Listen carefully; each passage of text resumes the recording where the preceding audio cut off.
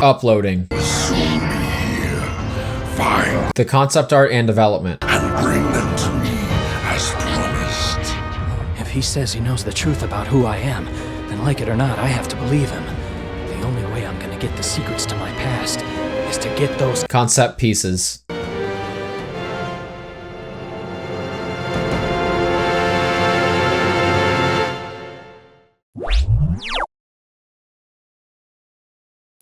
I absolutely love Shadow the Hedgehog and really enjoy its bizarre yet freaking based premise. While playing through it, I did kind of wonder how this all came about and what gave rise to, well, all of this.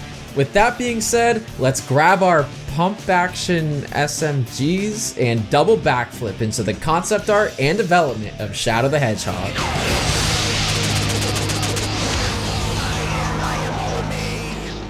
So, let's start from the beginning, as the groundwork for this game was actually laid all the way back in 2000 during the development of the GOAT of GOATs, Sonic Adventure 2.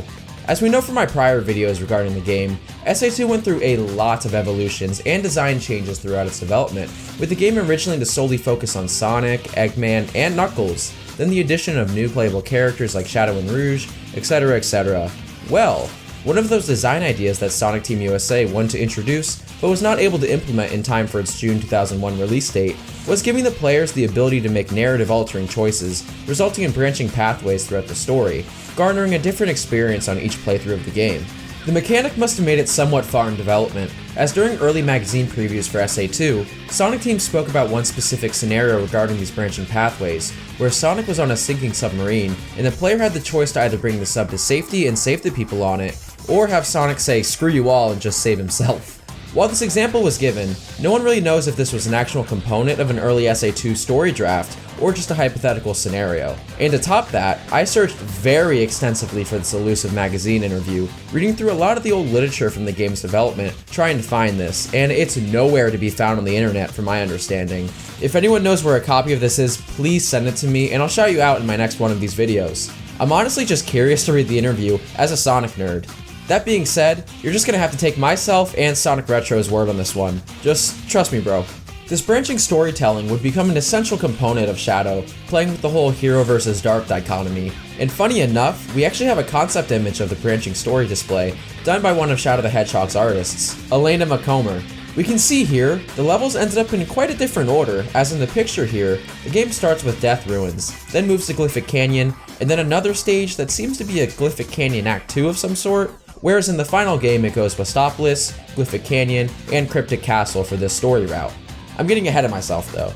Fast forwarding from SA2 up till after the 2003 release date of Heroes, with the revival of Shadow in that game, Sega and Sonic Team USA, which rebranded as Sega Studios USA, were quite silent on what exactly was going to be happening for the future of Sonic, with only producer Yuji Naka stating in a January 21st, 2005 interview with Nintendo Official Magazine UK that a new GameCube Sonic game was in development and that it would be released by the end of 2005.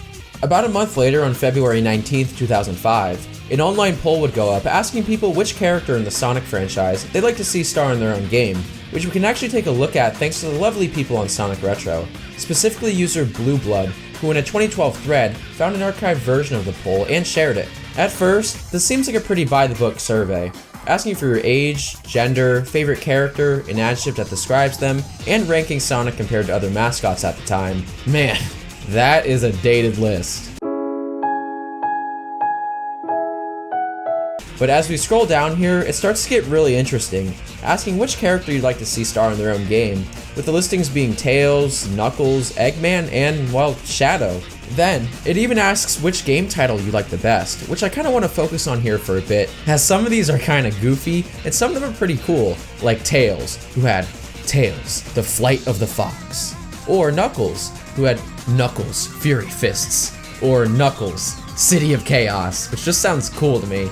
Shadow, who had some of the goofiest, being Shadow, Renegade Hedgehog, or Shadow, Rebel with a Cause, or Sonic Unleashed's prequel, Shadow the Hedgehog, Chaos Unleashed. And funny enough, even the final game's title. Eggman had some cool ones too, like Dr. Eggman and the Lost Emeralds, or the World Ends With You spinoff, Dr. Eggman, The World's Not Enough. Or this really goofy one that uses both Eggman and Robotnik in the title, being Dr. Eggman, Robotnik's Revenge. I'm at my limit. I have no choice. Fingers. I imagine these were all final game names, as Shadow's final title was in here too, but granted, it could just be coincidence. Anyways, Shadow would of course end up winning this poll, where a month later, on March 8th, Sega would officially announce and unveil the game, Knuckles the Red Shadow the Hedgehog, at the Walk of Game event. This one-up article from the day it was announced certainly did not age well. This event was where Sonic was being inducted, a part of the inaugural group, consisting of Luigi, Zelda, and John Halo. This event was designed to honor the icons of gaming and would live on and prosper from its 2005 inception all the way till 2006, where it was shut down. Anyways, here's a cool picture with Blue Shadow at the Walk of Game celebration with then San Francisco Mayor Gavin Newsom. Yeah, he should feel honored to get his picture taken with Sonic.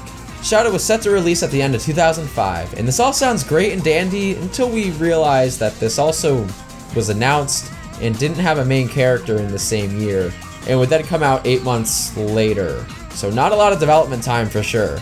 Contrary to popular belief of Shadow being a one-and-done character in SA2, Sega Studios USA director Takashi Iizuka always had plans to bring him back, as he states in a 2005 article detailing the announcement of the game. Since we first introduced him in Sonic Adventure 2, we've wanted to feature Shadow in his own game. It was really entertaining reading the comments on the article back from when it was released. The initial reception was certainly mixed. Guns were bad enough, now tell me why Shadow needs vehicles. But that game was actually good, whereas this one has such great quality. Mario, now I hate to imply that you are being fanboyish, but I think the reason you are dismissing this game is because it is Sega and you now watch Nintendo is going down a similar route to Sega and... God forbid you may one day wake up and play Zelda or Mario on a PS4. That being said though, Iizuka would later go on to contradict himself about Shadow's return in 2011's Summer of Sonic Q&A, saying, Shadow was only meant to make an appearance in Sonic Adventure 2, but because of the positive reaction of the character, we decided to bring him back in Heroes and his own title as well. As we all know, the game was trying to attract an older audience, with things like the Walk of Game reveal trailer having a drive-by shooting of Sonic Adventure.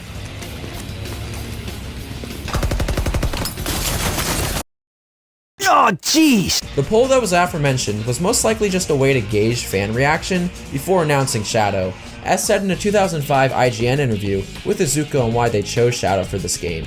He said, "We wanted to expand the Sonic franchise by offering a much more mature game with features that have never been possible before in a Sonic game. With this in mind, we decided that giving Shadow his own title was the way to go." The game's world building also took heavy inspiration from popular films at the time, which Iizuka spoke about in another IGN interview, saying, "We use a variety of different mediums to gather inspiration from, but the true ideas, the heart of Shadow, come from the brilliant minds of our internal art department. I can, however, say that we did reference films like Underworld, Constantine, and even the Terminator series while creating the concept art for Shadow. These movies and more were used to create the image of what we thought Shadow and his world would be like." Speaking of Shadow's inspirations, now in terms of gameplay, mech shooting has always been a part of prior 3D Sonic games in some regard, by the time of Shadow at least. That being said, the team wanted to make a gun action game that focused on speed and shooting at the same time, which most likely took inspiration from the then popular Ratchet & Clank and Jak and Daxter series at the time. Naka discussed this with GameSpy in September of 2005, saying, "There have been some shooting sequences in the Sonic Adventure games before, but they've been more stand and shoot style bits. We really wanted to challenge ourselves and do a high-speed gun action game. We decided that Shadow would be the perfect venue by which to try our hand at this genre." Building atop that, according to Naka in a 2005 one-up article during the infamous promotional Shadow wrestling match, he said that the gun action gameplay was not the only driving factor for adding full-on firearms to the series. "We had received letters from kids, and many of them had asked for Sonic to have a gun. We felt that it was not appropriate for Sonic to have a gun, but maybe it would be okay with Shadow, and that's how we started on the game." It also seemed like they were planning to make this a whole spin-off series, as in the same interview, he says that this is possibly what Shadow would lead to with other characters potentially getting their own spin-offs. Shadow was also the first game to introduce the 4Kids cast. Shadow the Hedgehog was released on GameCube, Xbox, and PS2 on November 15th and 18th, 2005 for North America and Europe, while being delayed a month to December 15th in Japan. Now that we got that groundwork out of the way, let's lock and load and get into that concept art.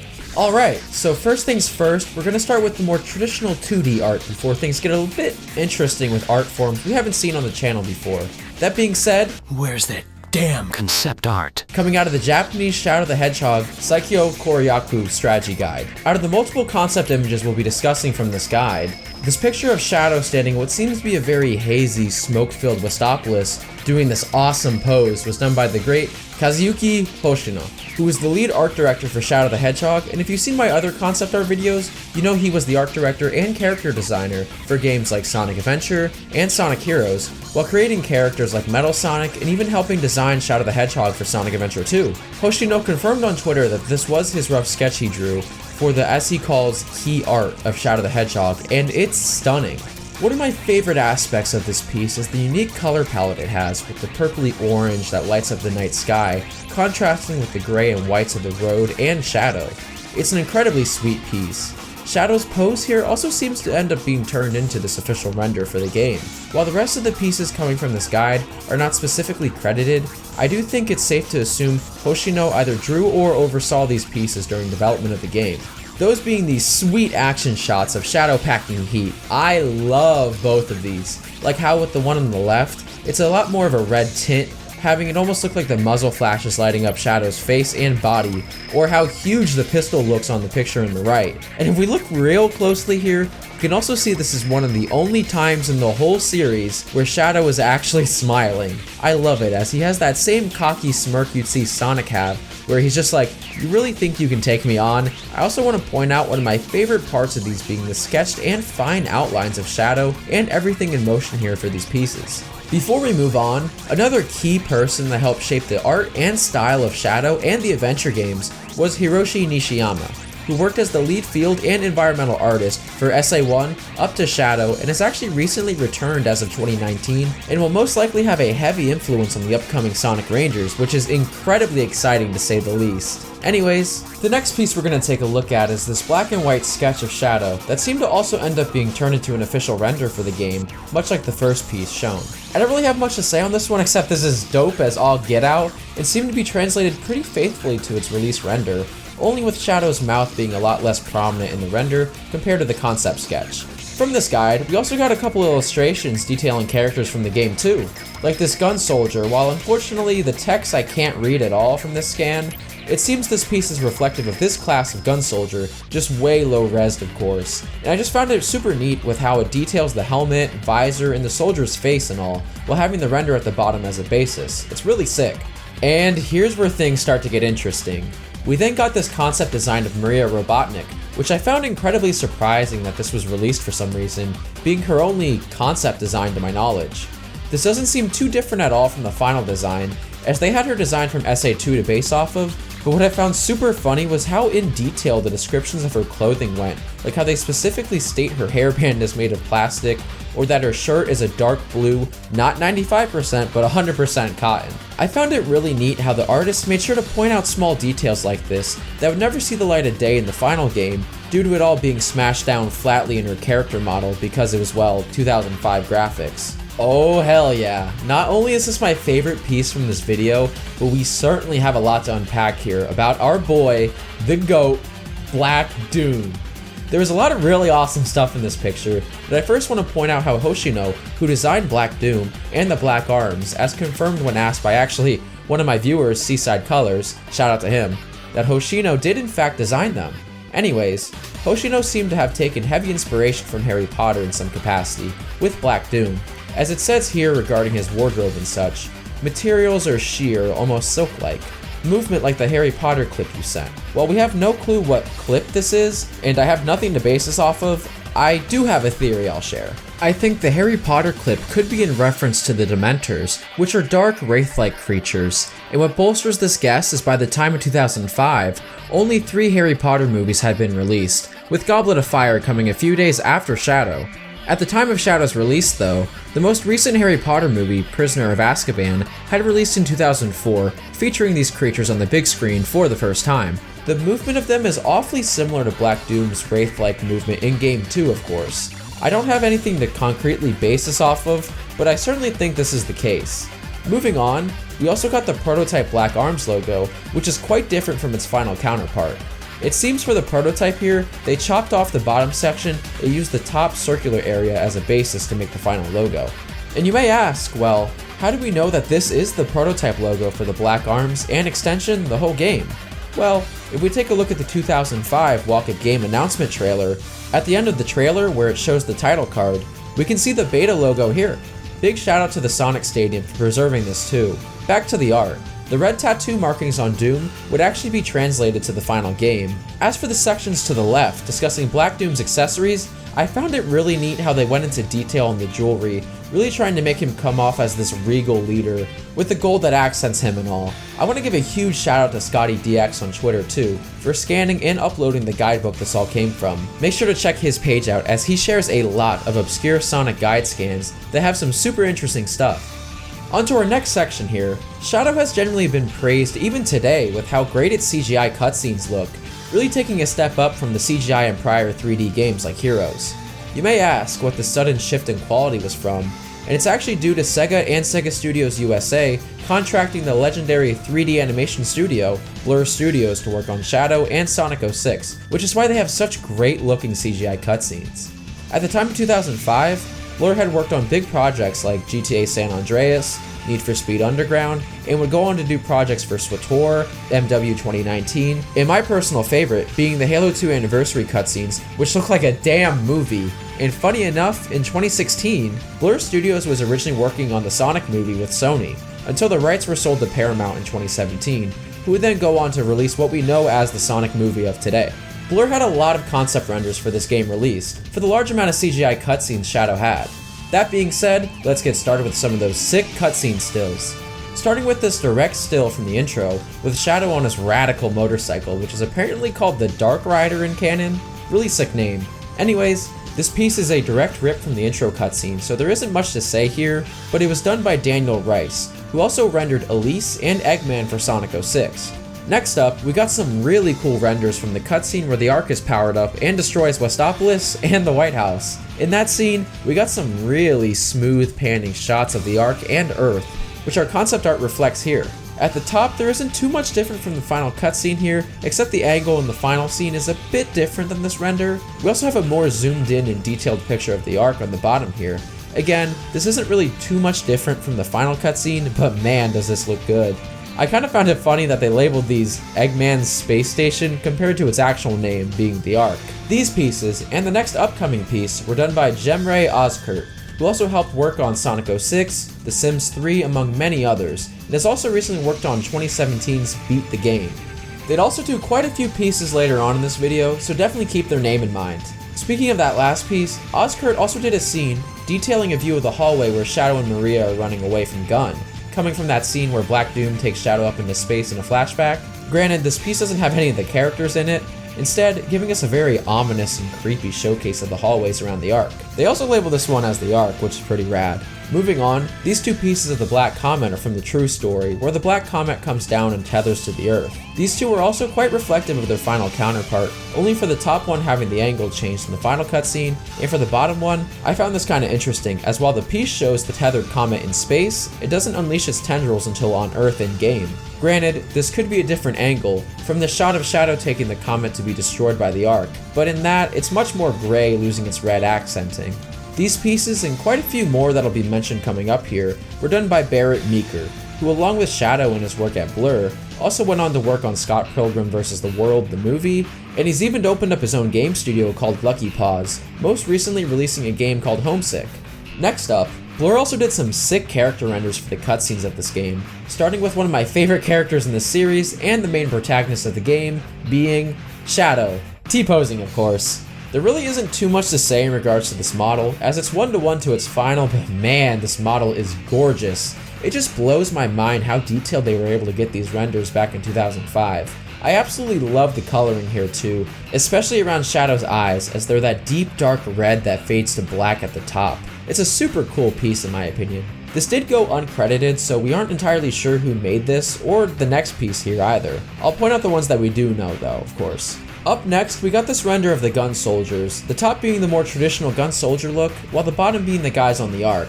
My guess is the top render was made for the intro cutscene of the gun soldiers shooting up from the sky, while this bottom one was used for the cutscene where the soldiers take that blast away line from the team blasts a little too literally. One thing I always found amusing was there is no change in these guys to make them different, so it all looks like a clone of the same guy. The next concept render we have was done by Barrett Meeker, being the initial render of Black Doom. This ended up being 1-to-1 to the final render also.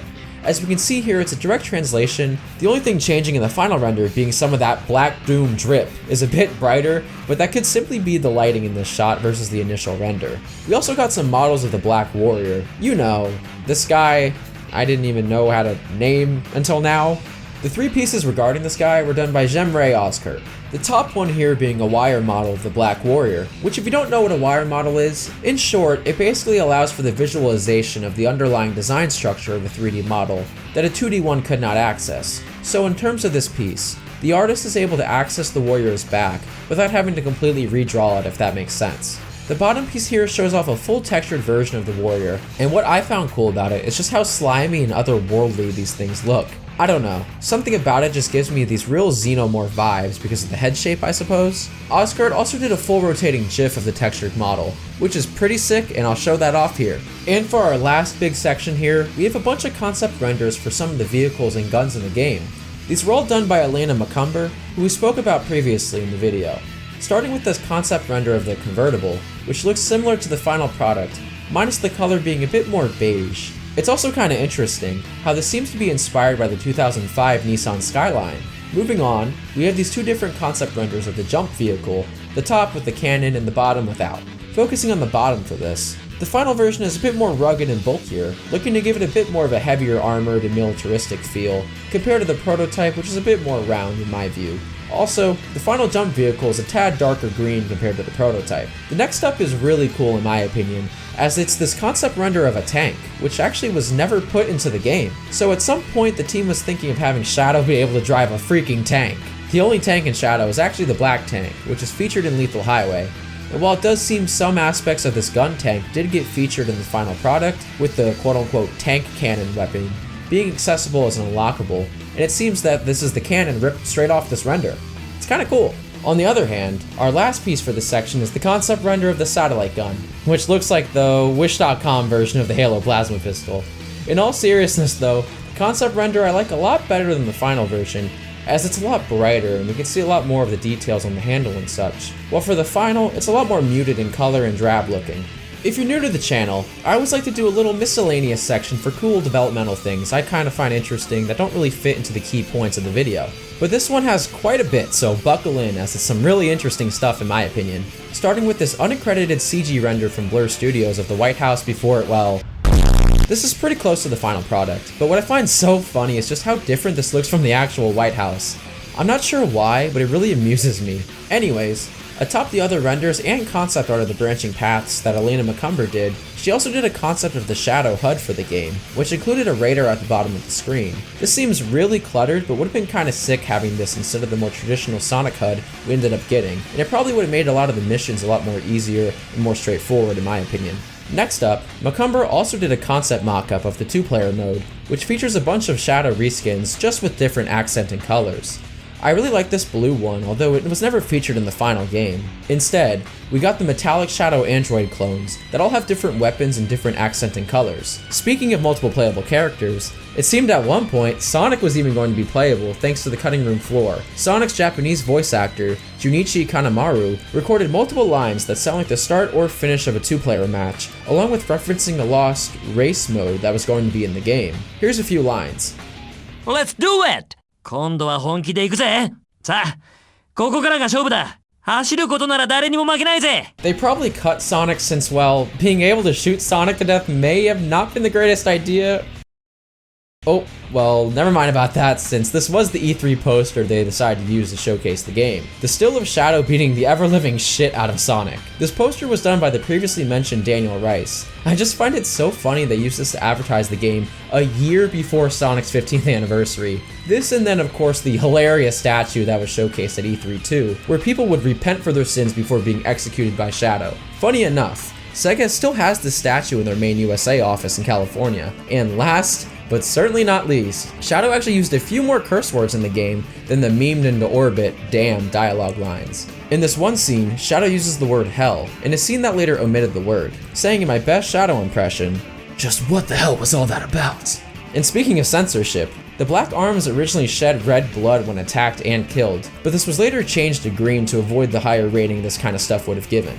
Well guys, that's going to be it for this video. I really enjoyed this game a lot, and it was probably the most interesting video I've researched in terms of development due to just how crazy some of the ideas and aspects were that we talked about in the video. I definitely do not think this game is nearly as bad as people say. It actually refines a few sections that Heroes falters at gameplay wise. It's definitely not a masterpiece or anything, but for someone who's a big fan of the adventure series lore and such, it's an absolute treat.